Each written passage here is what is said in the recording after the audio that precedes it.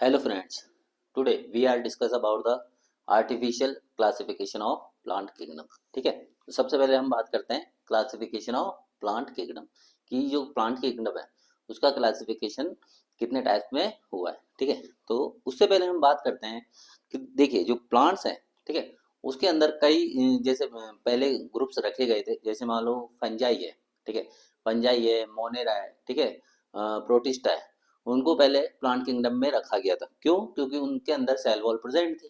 ठीक है, लेकिन बाद में जैसे जैसे टाइम आगे बढ़ा, जो फंजाई है, प्रोटिस्टा है, मोनेरा, इनको प्लांट किंगडम से बाहर कर दिया। ठीक है, इसी तरह जैसे साइनोबैक्टीरिया है, ब्लू ग्रीन एल्गी, ठीक है, उसको भी पहले कहाँ रखा था?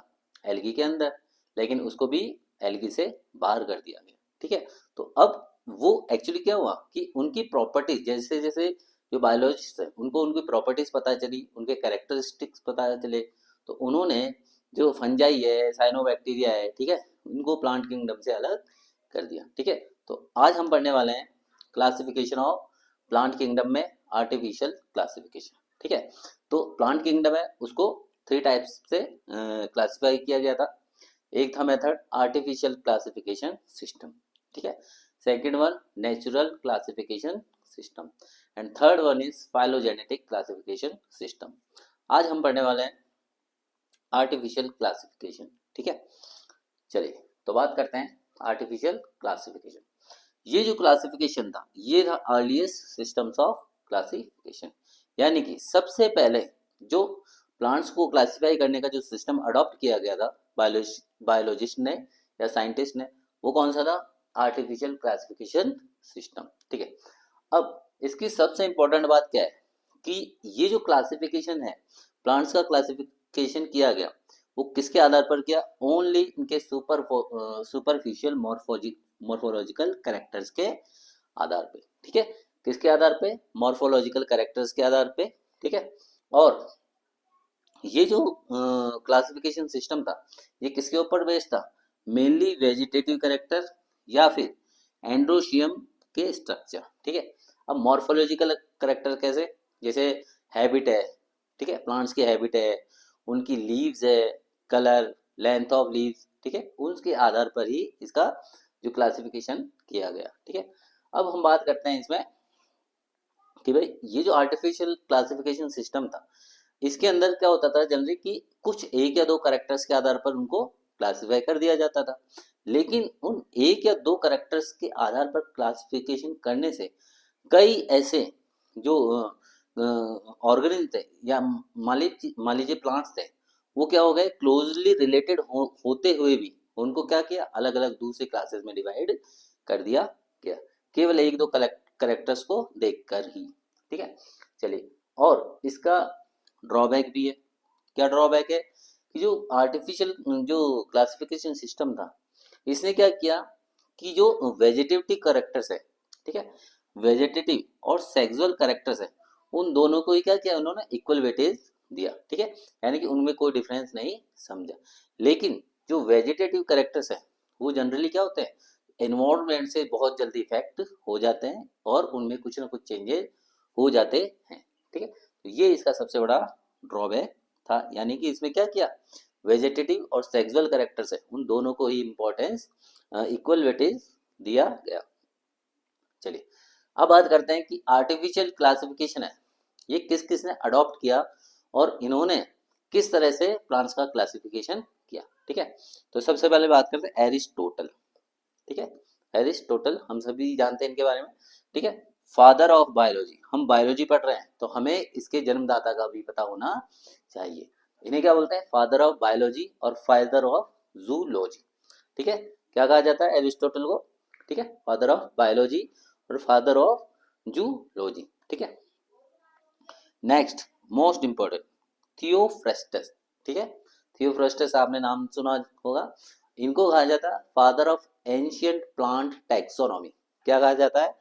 Father of ancient plant taxonomy और फादर ऑफ बॉटनी। ठीक है, तो अगर आपसे पूछा जाए father of biology Aristotle, father of zoology Aristotle, father of botany तो थियोफ्रेस्टस। ठीक है, इन्होंने क्या किया था जो प्लांट किंगडम है उसका क्लासिफिकेशन प्रपोज किया था। सबसे पहले प्लांट किंगडम का क्लासिफिकेशन किसने किया था? थियोफ्रस्टस ने, ठीक है। और उन्होंने क्या किया था, जो प्लांट्स है उनको उनकी ग्रोथ हैबिट के आधार पर, किसके आधार पर? ग्रोथ हैबिट के आधार पर उन्होंने प्लांट्स को 4 ग्रुप में बांट दिया, ठीक है। कौन कौन सी? Herbs, shrubs, under herbs, sorry under shrubs और ट्रीज, ठीक है। कितने ग्रुप में बांटा? 4 ग्रुप में बांट दिया, ठीक है। कौन कौन से? Herbs, shrubs, under shrubs and trees, ठीक है। तो थियोफ्रस्टस ने जो प्लांट्स है उनका क्लासिफिकेशन 4 ग्रुप में किया, ठीक है। इसके अलावा इन्होंने ही सबसे पहले प्लांट्स के बारे में बताया कि जो प्लांट्स है जो एनुअल है, बाइएनियल है और या फिर पेरिनियल है, ठीक है। तो इन्होंने सबसे पहले प्लांट्स के बारे में बताया कि प्लांट्स कैसे हैं, कौन सा प्लांट एनुअल है, प्लांट्स बाइनियल भी हो सकता है और पेरिनियल भी हो सकता है। तो ये थे हमारे एरिस्टोटल और थियोफ्रस्टस, ठीक है। Aristotle father of biology, father of zoology. Theophrastus father of ancient plant taxonomy, ठीक है। एंशिएंट प्लांट टैक्सोनॉमी और फादर ऑफ बॉटनी, ठीक है।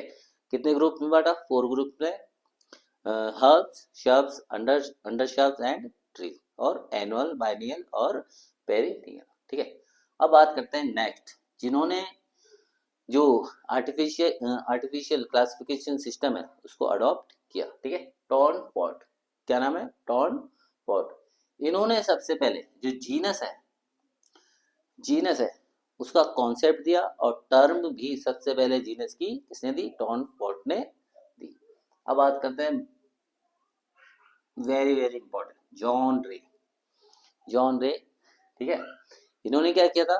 सबसे पहले स्पीसीज के बारे में किसने बताया था? जॉन रे ने बताया। और उनकी एक बहुत ही प्रसिद्ध एक पुस्तक थी, बुक थी, वो थी हिस्टोरिया जेनरलिस प्लांटेरम। क्या नाम था? हिस्टोरिया जेनरलिस प्लांटेरम, ठीक है। तो स्पीसीज का कॉन्सेप्ट किसने दिया? जॉन रे ने। जीनस का किसने दिया? टॉन पॉट ने, ठीक है।